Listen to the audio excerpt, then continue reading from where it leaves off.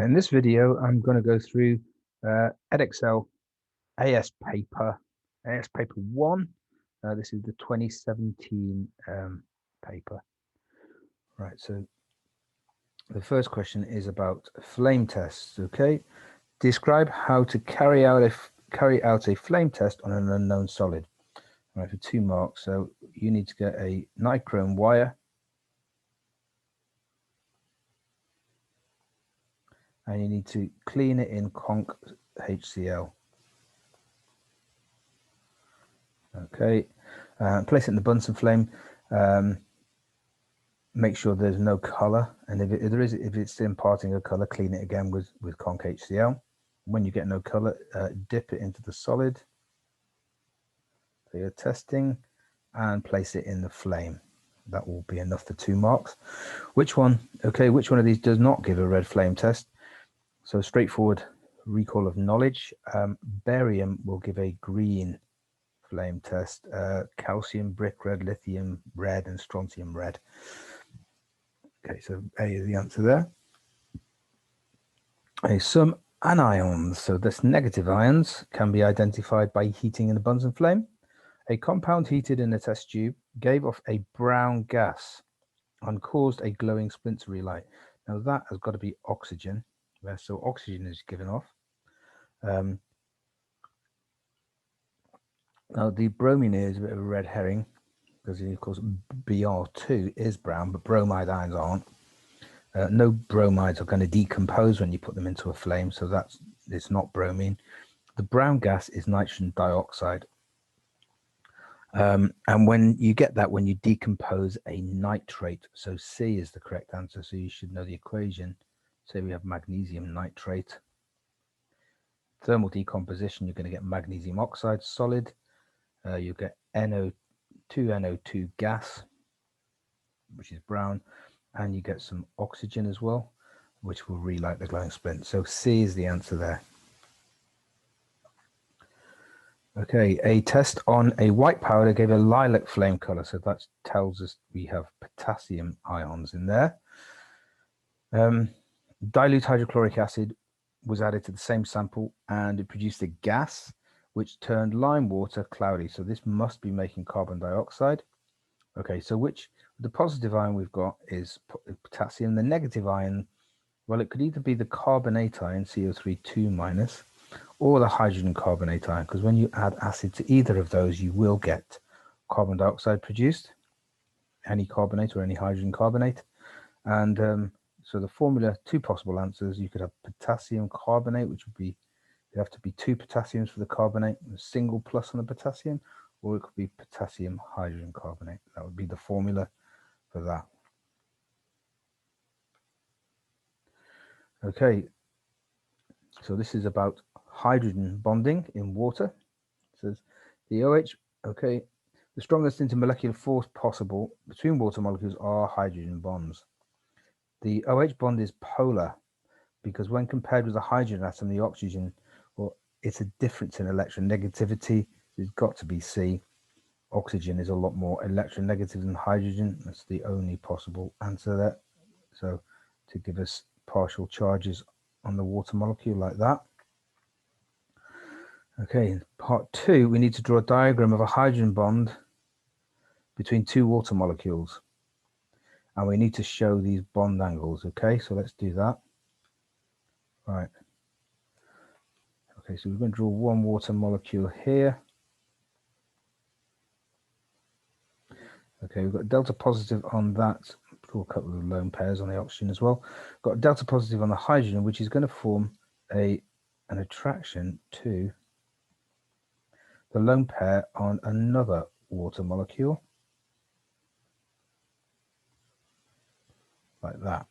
Now let's think about those bond angles. Well, this bond angle here is 104.5. That's the bond angle between hydrogen, oxygen, hydrogen, and the water molecule. And that's because water, it's got 2 bonding pairs and it's got 2 lone pairs, which makes a total of 4 altogether. So those orbitals are going to be arranged in a tetrahedral manner.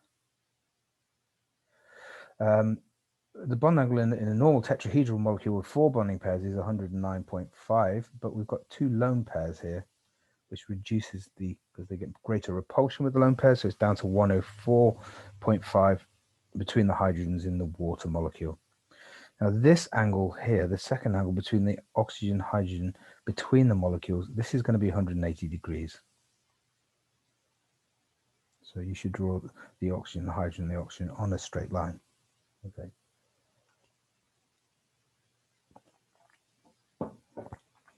Now, explain why hydrogen bonding causes ice to be less dense than liquid water. Well, in ice, you have hydrogen bonds in liquid water, but you have more hydrogen bonds in ice. And the H bonds hold the water molecules in a regular lattice. And that means the spacing is greater than in liquid water. And so that means it's got less density. That will do for your 2 marks there. Okay, here's about solubility. Liquid water is a good solvent for many but not all ionic compounds. Which is least soluble in water? Right, straight away, sodium is a group 1 metal. All group 1 compounds are very soluble, so it's not going to be that one. Now all the other 3, they're all in group 2.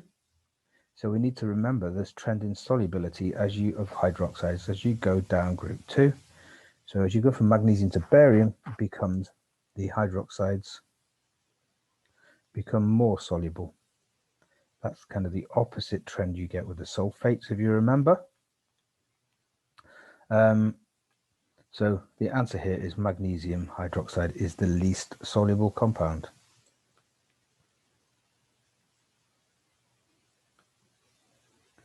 Okay, 3. Electrons occupy orbitals. Draw the shape of an s orbital. That's just spherical. And a p orbital is like that. There are 2 lobes to it. It's pinched in the middle. Okay. That's okay there. What is meant by the term first ionization energy for 3 marks? Well, it's the energy required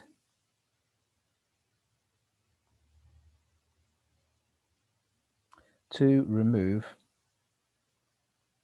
1 mole of electrons from gaseous, sort of 1 mole of gaseous atoms. Yeah.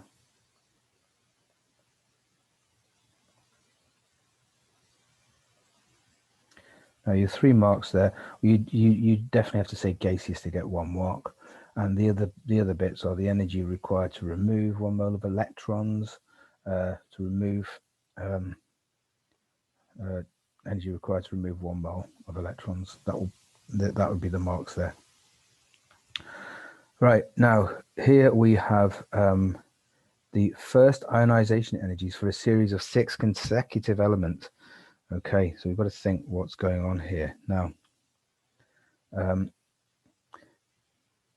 I've just snipped a bit of the periodic table here. Now I think what you can see here from starting from C is the trend you get as you go across either period 2 or period let's say period 3. Okay, and so let's say this is period 2. So I think it is period 2. That's got to be really. So C is going to be sodium. So we're going to be removing an electron from 3s there. Okay.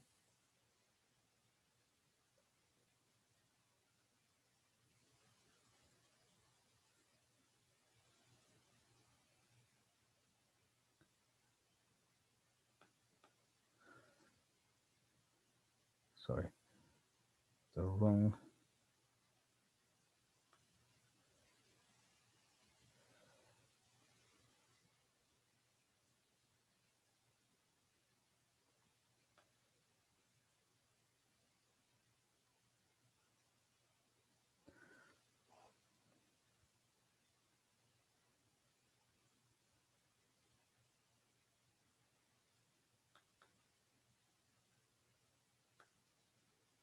Okay, so 1 minute, my whiteboard just crashed.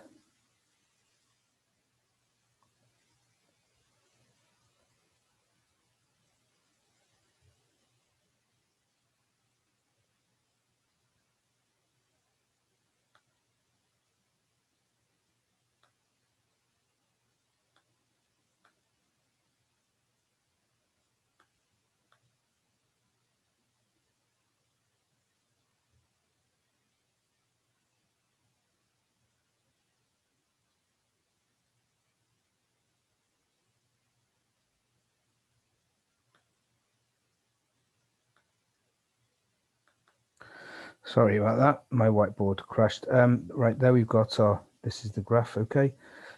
So right, so here we've got sodium. So we're removing the electrons F and 3s. Then we've got magnesium, we're removing that from 3s, but that's going to be a higher first ionization energy because the nuclear charge is increasing. Now this drop here is because we've got to aluminium, and the electron there isn't being removed from 3s, it's being removed, you can see aluminium here, it's being removed from 3p. Okay, now we have to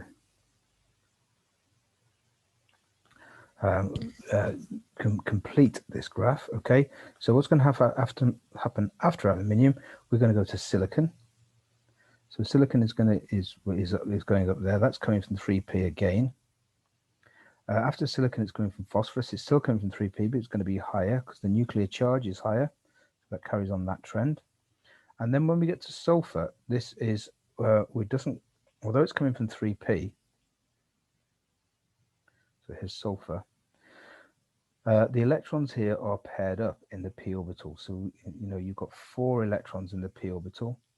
So this one is going to be a little bit easier to remove than the other ones because it's already sharing an orbital. So you get a slight decrease there for sulfur. Then for chlorine, it's going to go up because we've got bigger nuclear charge, but it's still coming from 3p. For argon, it's going to go up again because it's coming from 3p. Now, after argon, we're going to go to here, which is potassium. Okay, now that is going to be coming from 4s, a new quantum shell. So the first ionization energy there is going to be a lot lower, and it's going to be, we have to make sure that it's lower than that for sodium as well, because so I've got to make sure that's about there for potassium.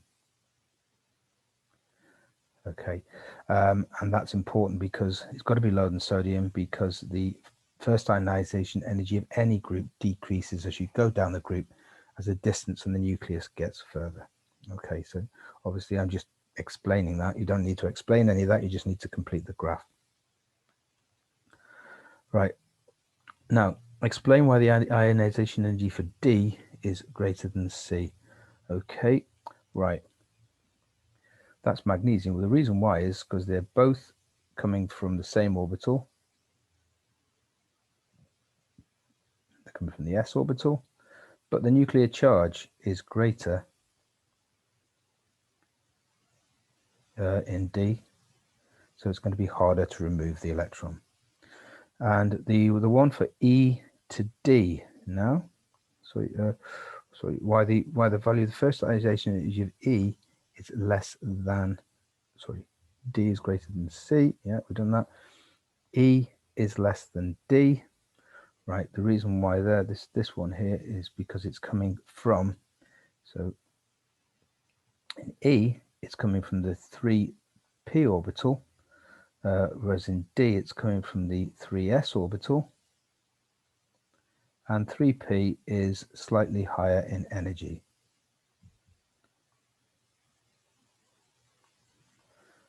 So it's a little bit easier to remove the electron because it's slightly further from the nucleus. Okay. It's important to name the orbitals they're coming from when you're answering this question. Okay. Right, successive ionization energies can give information about the electronic structure of each element. Which of the following sets of data showing the first 4 ionization energies is most likely to belong to boron. Now boron is atomic number 5. It's in group 3. So we're looking for where we get a jump between the after the 3rd ionization energy to the 4th, because that's when we'll be entering a new quantum shell. So we look at that, we get a jump with B. No, we're getting a jump between the 2nd and the 3rd there, so it's not B. A, there's no jumps at all, so it's not that.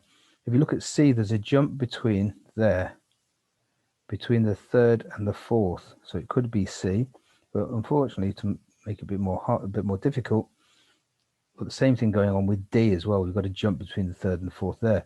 So which one is it? Is boron? Is it C or is it D? Well, it's got to be D, because the first ionization energy in D is lower than the first ionization energy in C. And boron is at the top of group 3, so that's got to have the lowest first ionization. Sorry, I went the wrong way around there. It's got to be C. It's got to be C, because boron's going to have a bigger first boron will have the biggest first ionization energy,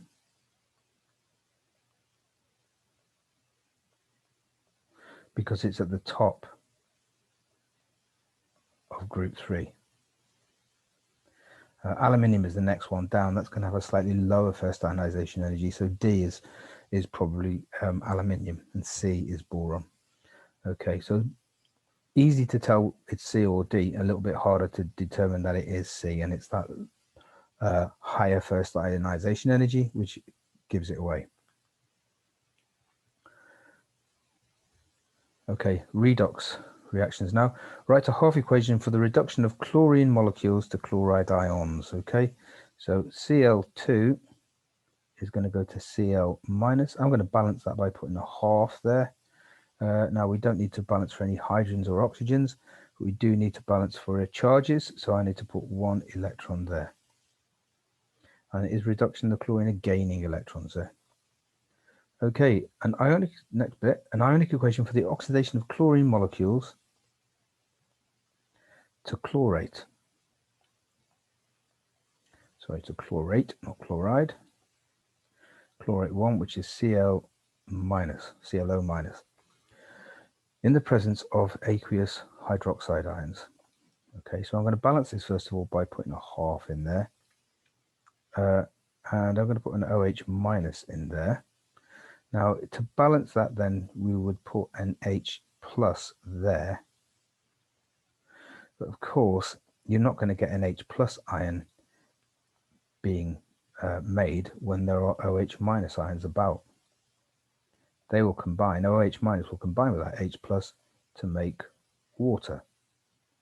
So what I'm going to do to balance that is make it 2 OH minuses there, and that H plus is going to combine with one of those OH minuses to make H2O. So we balance for oxygens and hydrogens. Now we need to balance for charges. Well, we've got 2 minus on this side of the equation, 2 minus charges. And we've only got 1 minus on this side, so we need to put an electron there, 1 electron to balance the charges. And if we just check there,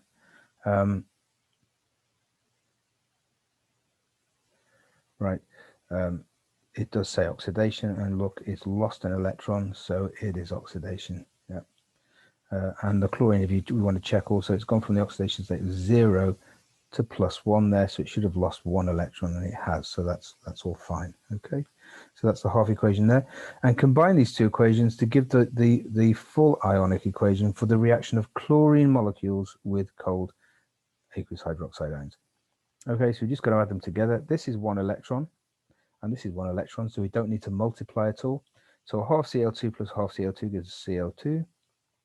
Then we are going to have 2 OH minus from there.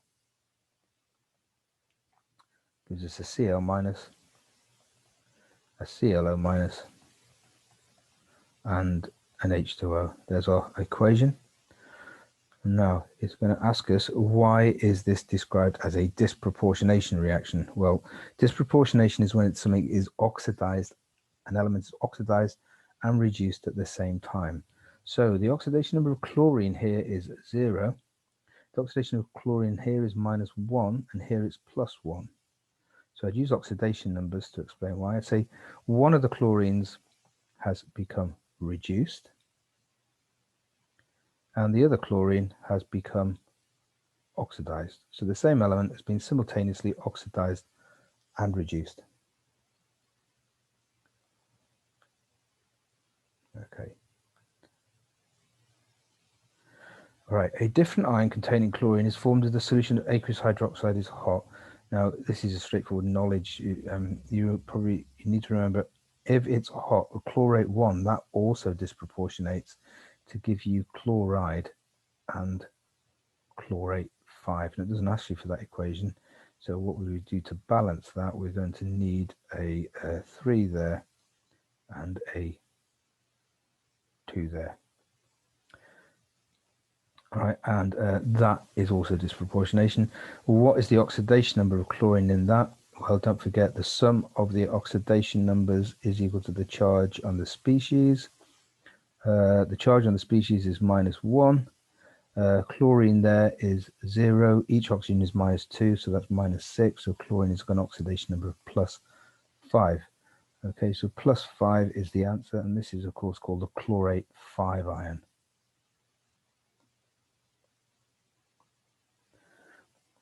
Okay, bromine can be extracted from seawater containing bromide ions using chlorine. Okay, write an ionic equation. So this is a halogen displacement reaction. So we're going to have Br minus plus, so half Cl2. Well, the chlorine wants the electrons a lot more than the bromine, so it takes it off the bromine, so you get a chloride ion. The chlorine gets reduced, and the bromine gets oxidized to Br2. There's our equation. You can have multiples of that. That's why I prefer halves. Okay, so identify one hazard associated with carrying out this reaction in the school laboratory. Okay, well, bromine is a liquid, but it boils at 59 and it gives off a lot of vapor, which is toxic. And so you do it in a fume cupboard. And of course, chlorine is also a pretty poisonous vapor. So you say chlorine water, you should be using that in a fume cupboard as well. Magnesium, the complete the electronic structure of a magnesium ion. Well, magnesium is atomic number 12, periodic table. So it's going to be 1s2, 2s2, 2p6, and 3s2. That's 12 electrons. Okay. Right. Now, in magnesium metal, well, what have we got? We have got, you've got positive magnesium ions.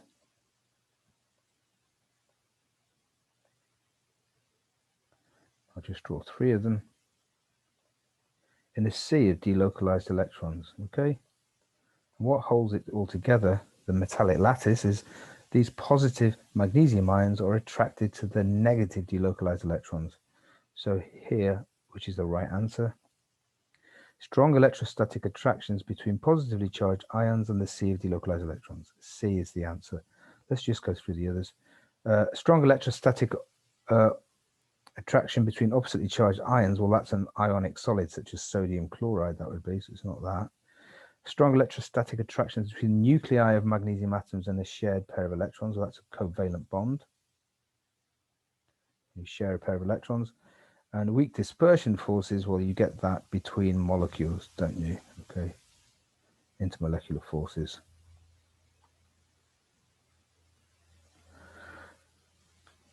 Okay, magnesium exists as 3 stable isotopes. Right.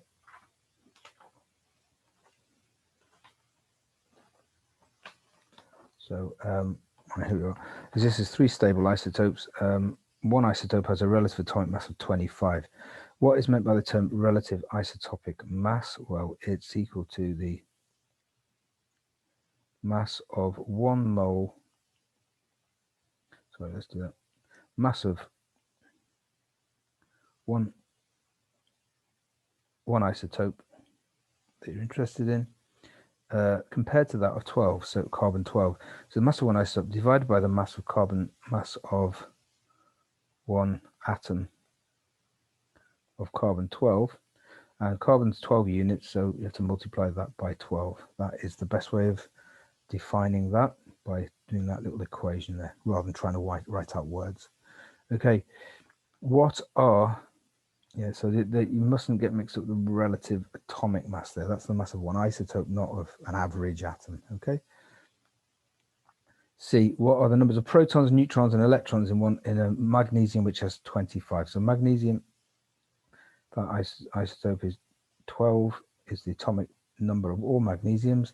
So it's going to have 12 protons, and if it's neutral, it's going to have 12 electrons, and it's going to have 25 minus 12, it's going to have 13 neutrons. So that the answer there is A, isn't it?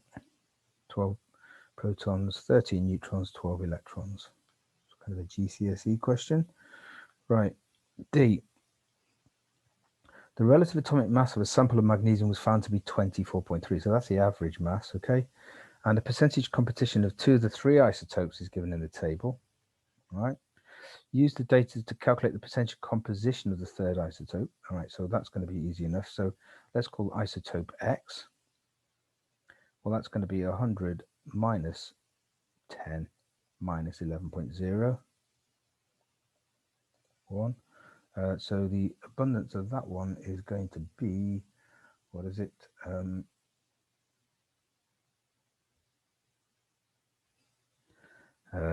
78.99%. Okay. Right. And then use your answer to work out the relative isotopic mass. Now we know this is almost certainly going to be 24, but we've got to show the working out. So you won't get any marks for just writing 24. That's why they've said that bit there, I think. Right. So we know that the relative atomic mass, AR, is equal to the sum of the abundance of each isotope multiplied by the isotopic mass. Okay, so let's do that. The AR is 24.3. The relative, and so what we've got to do is we've got to do right, for the 25, 10%, that's 0.1, so 0.1 times 25.0 plus this one is going to be abundance as a decimal is 0.1101 multiplied by 26. And for the 3rd one, well, we know the abundance, so that's going to be 0.7899, but we don't know what it is, so we're going to call that X, okay? Then let's just simplify that, so we get 24.3 is equal to, multiply out those brackets and add them together, we get 5.3626 plus 0.7899x. Okay, so now we're going to get 18.9374 is equal to 0.7899x. Rearrange to get x is equal to 23.97. Now, give it to an appropriate number of significant figures. Well, these 2 values are given to 3, so we should give this one to 3. So give this to 3 significant figures is 24.0 is our final answer.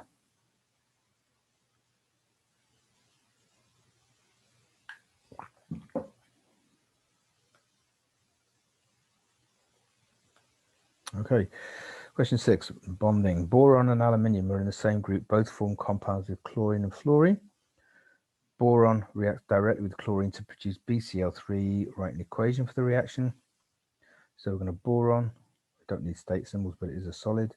Chlorine, of course, always goes around as Cl2, so we're going to get BCl3, so we need to double that to balance the equation.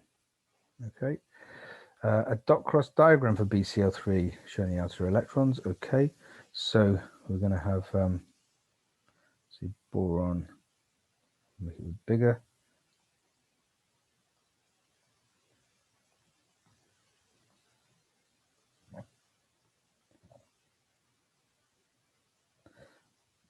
And 3 chlorines around it. Okay, so boron is in group 3, and we're going to have 3 single covalent bonds there. Right, I'll draw my dots for boron. So I've drawn all 3 electrons of boron, so no more for that. Chlorine is in group 7, and I've only drawn 1 for each chlorine, so I need to draw 3 more pairs. So each chlorine is going to have 3 lone pairs like that.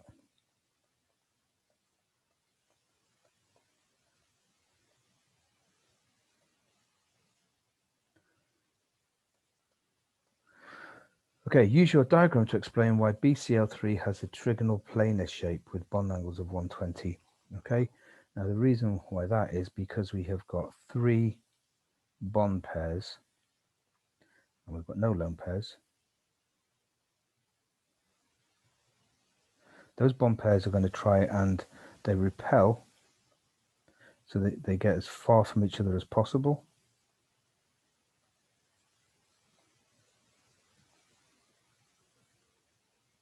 And the way they can do that is by forming the trigonal planar shape, and the bond angle 120. You can't get a bigger bond angle than that, and they're all on the same plane. Okay, so I think it's just sufficient to say you've got 3 bond pairs, no lone pairs, and the thing about repulsion, the pairs of electrons repelling each other. Okay, right, a calculation now. Aluminium reacts with chlorine to form a compound containing aluminium chlorine only. Right, so 0.5 grams of this aluminium chloride was analyzed and found to contain that much aluminium. So we have got in, let's say in 0.500 grams, we have 0.101 grams of aluminium. Now the remainder must be chlorine, so that's going to be 0.5 minus 0.101, which is equal to 0.399 grams. So we've got 0.399 grams of chlorine in there. Okay, now from this we need to work out the empirical formula. We need to work out the molecular formula. But first of all, we need to work out the simplest ratio, the empirical formula. So let's do that. That's the simplest ratio. And then the molecular formula can be a multiple of that. Okay, so for example, for ethane, the empirical formula of ethane is CH3.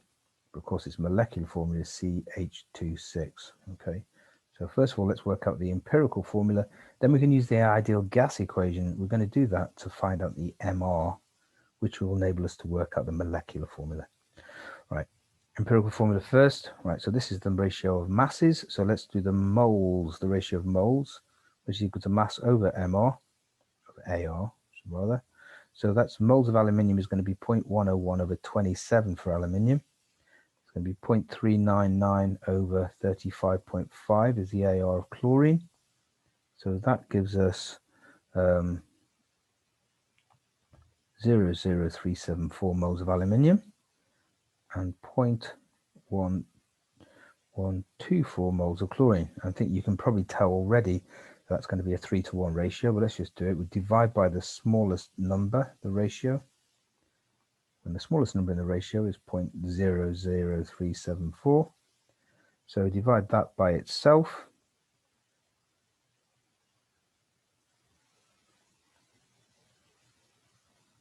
And divide that by 0.0374. That gives us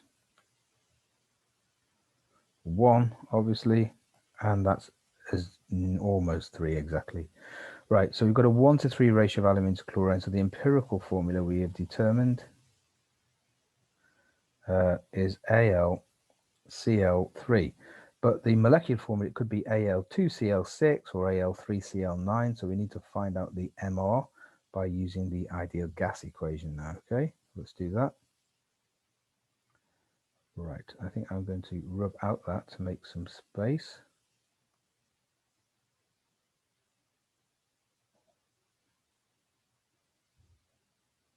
We know the empirical formula is Cl3.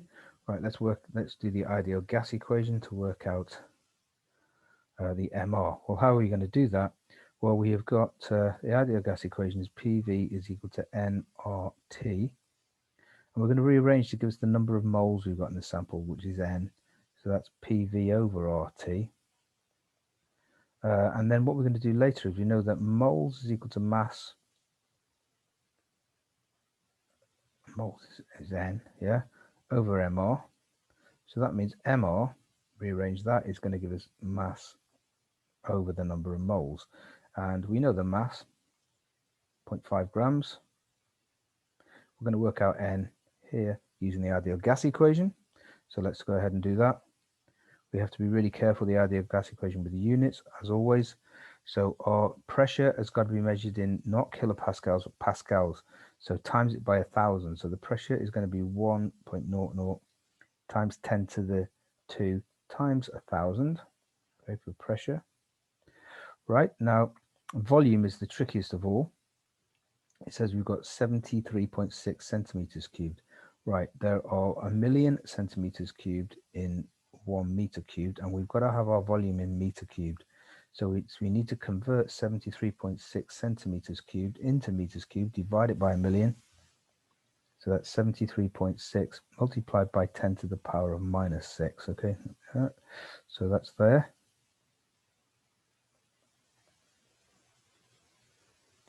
R is 8.31. And the temperature we've got to have in kelvins. They've already given us in kelvins. That's 473, so that's okay. So the number of moles, multiply that out on your calculator. You get 1.872 times 10 to the minus 3 moles. Okay, let's now work out our MR by doing this bit here. So the MR of our aluminium chloride is equal to the mass we had, which is 0.500 grams, divided by the number of moles. That MR, and if you do that, it gives you 267.026. Okay, now I think you can probably see already that it's not AlCl3 because that's too small. That will not have an MR of that. Let's just work out the aluminium. What is the MR if it was Al2Cl3? So do that in a different color.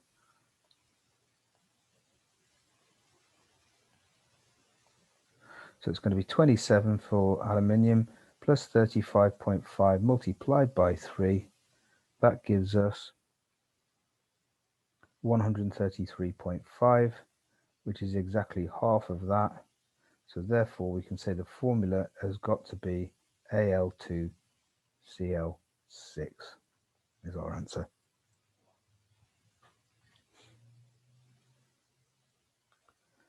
Okay.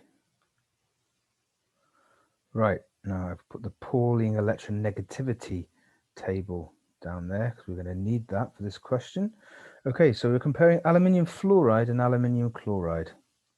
Okay, so AlF3 and AlCl3, they're both crystalline solids at room temperature, but aluminium fluoride sublimes at a pretty high temperature, suggests it's probably ionic, whereas aluminium chloride at a very low, not very low, but a pretty low temperature, that's too low for it to be ionic, it's probably a simple covalent molecule. Okay, so we need to justify that.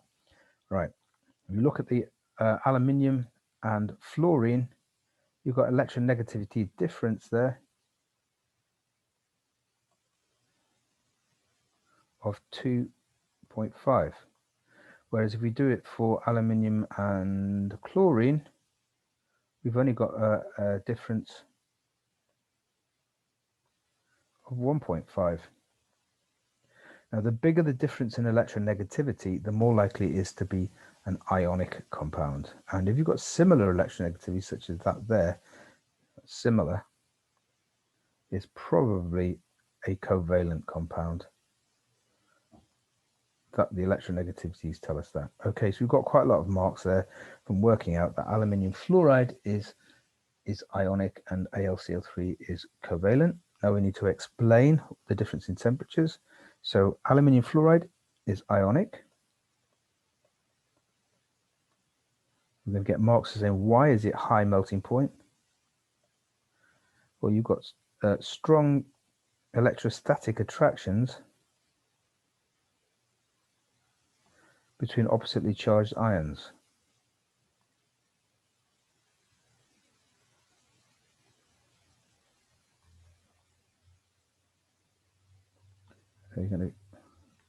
And now we need to explain why has aluminium chloride got a low melting point, because it's covalent. So covalent, that molecule will not have a dipole because it's symmetrical, even though you've got a bit of electronegativity difference there.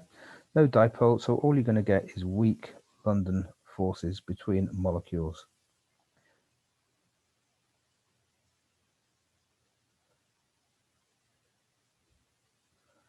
That is sufficient to get all of the marks for that question. Okay.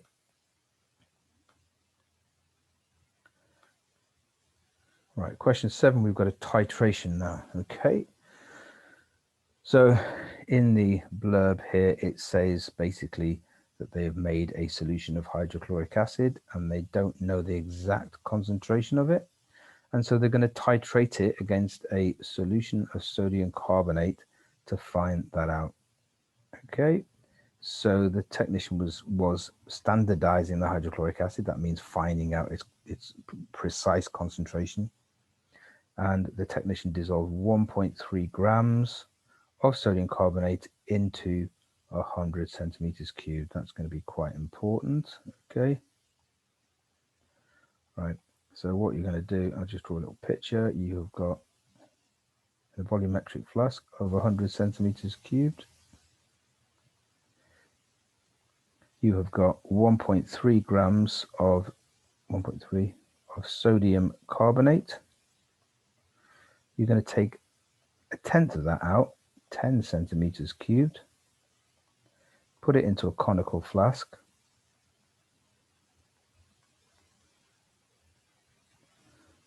That's your sodium carbonate, and you're going to titrate that against hydrochloric acid, and we don't know the concentration of that, and that's what we're trying to find out, the concentration of it. That's the HCl in there. Okay, right, first of all, complete the table and determine the concentration. Okay, right, let's complete the table first of all. Okay, so I've done the subtractions to get the titers. Okay, now which ones are concordant? They've got to be within 0.1 of each other. So we can see we've got that one, and that one, all within 0.1 of each other. So the average titer there is going to be 24.05 centimeters cubed, and we ignore the other two. That's the average titer. Right, let's work out the concentration of that hydrochloric acid. Now, how are we going to do that? Right, so first of all, let's look at the diagram. What have we done here? We've got 1.3 grams of sodium carbonate. So let's work out the moles of sodium carbonate. Moles of sodium carbonate in 100 centimeters cubed is equal to moles mass over mR, which is equal to 1.3 over the mR of sodium carbonate is 106. So that is equal to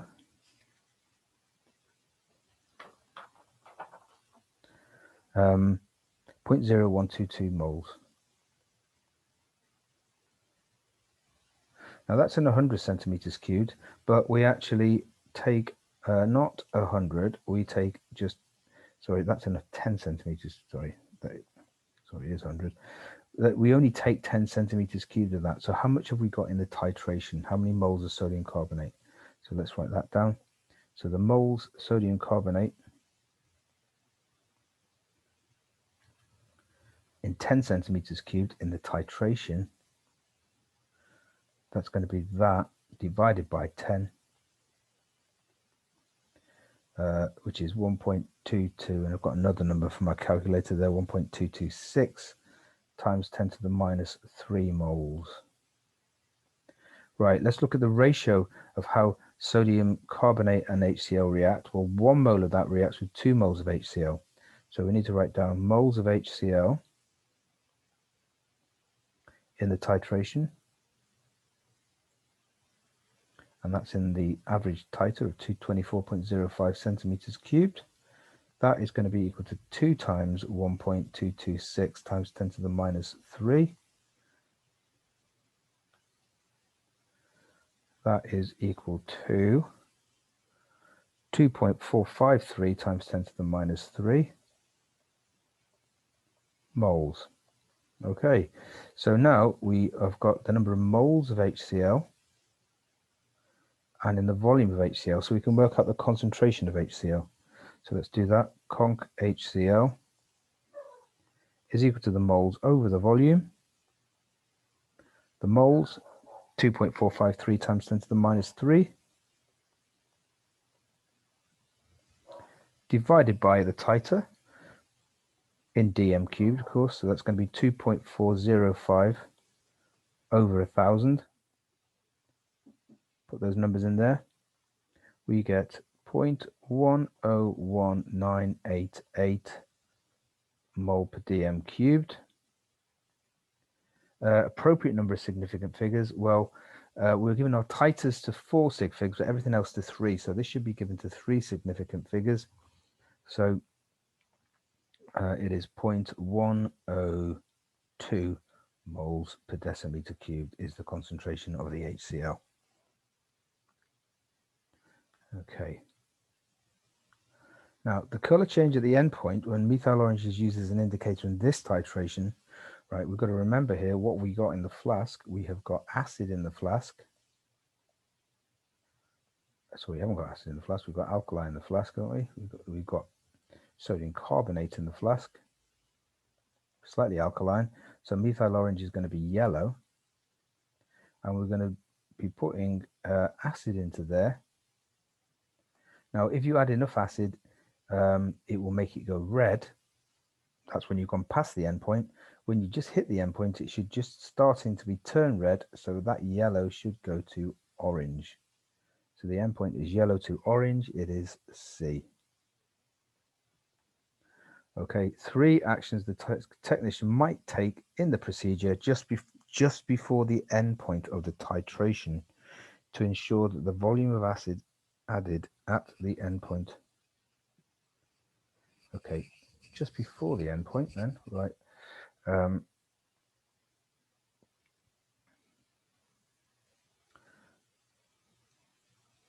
Right, first of all, add the acid dropwise.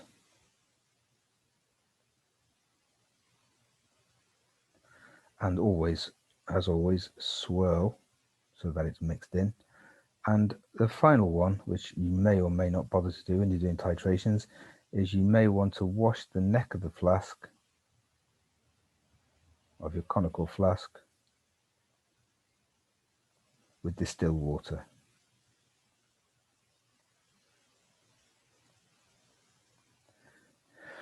Right, so yeah, you have to be careful with these questions because it says just before the end point. So if you say things like check there's no air bubble in the burette and all that, you wouldn't do that just before the end point. You do that before you start doing it, or rinse the burette with the solution you're going to use in it. You wouldn't get marks, or take the funnel out the top of the burette. All those things you do during a titration, you wouldn't get those marks because it does say in this case just before the endpoint. And sometimes they ask that question and they don't say just before the endpoint, so you can say all those other things.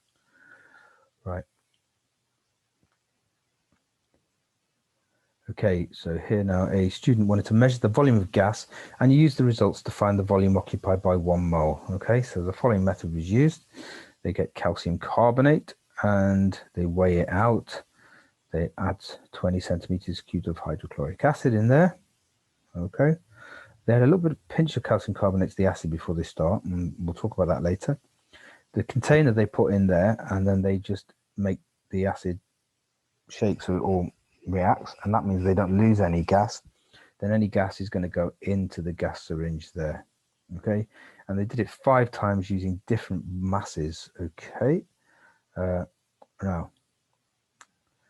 right, the first question it says is, write the equation between calcium carbonate here and the acid. So let's do that. So that's going to be calcium carbonate plus HCl.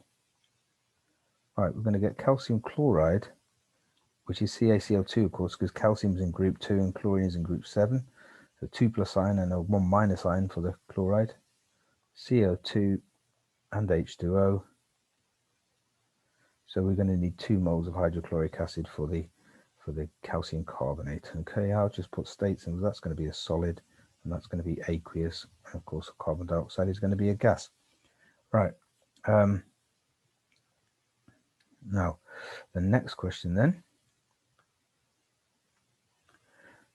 Calculate the molar mass of calcium carbonate here. The MR of calcium carbonate is 40.1 for your calcium, 12 for carbon, 16 for oxygen. That's 100.1 is the MR, gram per mole, if you like.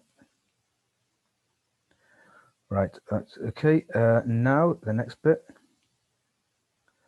Right, show that in each experiment the hydrochloric acid is in excess. Okay, so, well, we need to have a think about that. I'll show the hydrochloric acid is in excess. Now, which is the one where we added the most calcium carbonate? So if it's in excess for the one with the most calcium carbonate, which is that one, the acid's obviously going to be in excess for all the other ones. All right. So, and we just need to scroll up and have a look at how much hydrochloric acid was added every time. There we go. It says they added 20 centimeters cubed of a 2 mole per decimeter cube solution. So let's do a moles HCl there. It's equal to conc times volume, which is equal to 2 multiplied by let's do 20 over 1,000.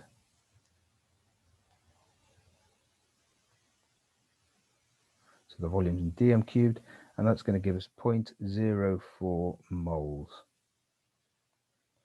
Now we need to work out the number of moles of calcium carbonate.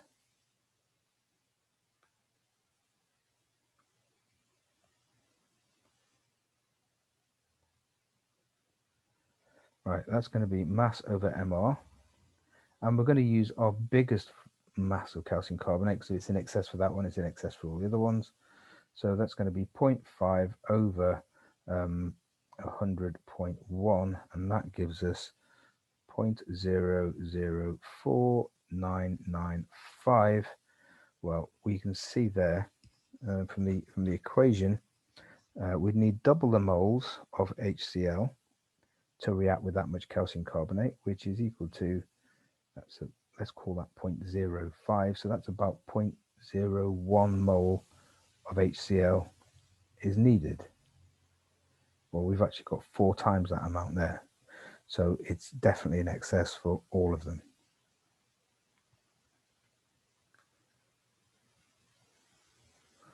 Okay, now what we're going to do now is they ask us to plot a graph. So we have to plot the graph of, and I haven't labeled my axis there, so this should be volume of CO2 centimeters cubed, and this is the mass of calcium carbonate. You plot that, draw a line of best fit. I can't draw a ruler on that on the screen, so I've just drawn it like that. Of course, you should draw it with a ruler. They more or less all fit on the straight line. That it's quite important. That should go through the origin as well, because you know that when you've got 0 grams of calcium carbonate, you don't get any CO2. So that line should definitely go through the origin, even if the line of the other points sort of mean that it doesn't. You should make that one point should be the one point which is you know is correct. Okay. So there's your line of best fit. Right, so state how your graph supports the idea that the volume of gas produced depends directly. Well, you can see there's a clear, the volume of CO2 is directly proportional from the graph to the mass of calcium carbonate. Okay, so you double calcium carbonate mass, you get double the volume of CO2. Right, calculate the volume under these conditions of 1 mole of carbon dioxide gas from the data and give your answer to dm cubed. Right, so I'm going to choose, we can choose any one of those data points. I'm going to choose that one there. It's a bit small, but I'm going to use experiment 2. Experiment 2, we used 0.02 grams of calcium carbonate, and we got 44 centimeters cubed of CO2 gas. Right, how are we going to do that then? Well, we look at the equation before, we can see that 1 mole of calcium carbonate gives 1 mole of CO2. Okay, so let's see how many moles we've got in 0.02 grams of calcium carbonate. So I'm going to do that. So moles calcium carbonate in not 0.02, 0.2 grams.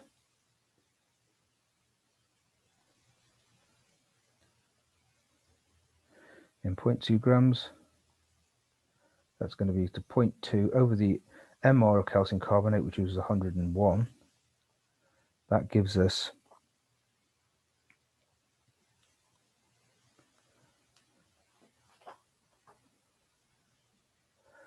0.001998 moles. Okay, so we can say from that we're going to get the same number of moles of CO2, so therefore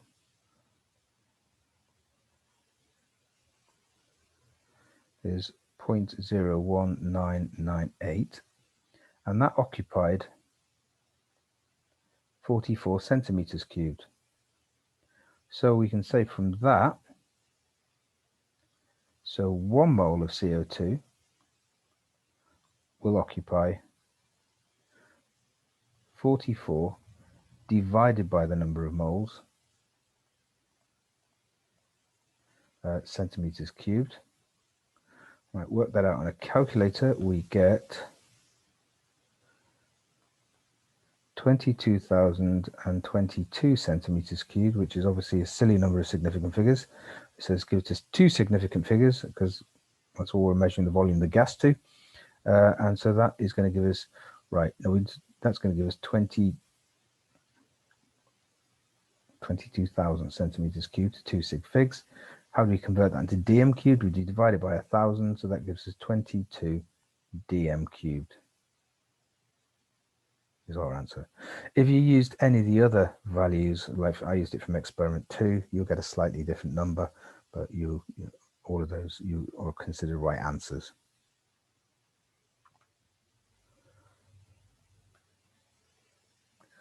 Right, now that takes us, I think, to the end of the paper.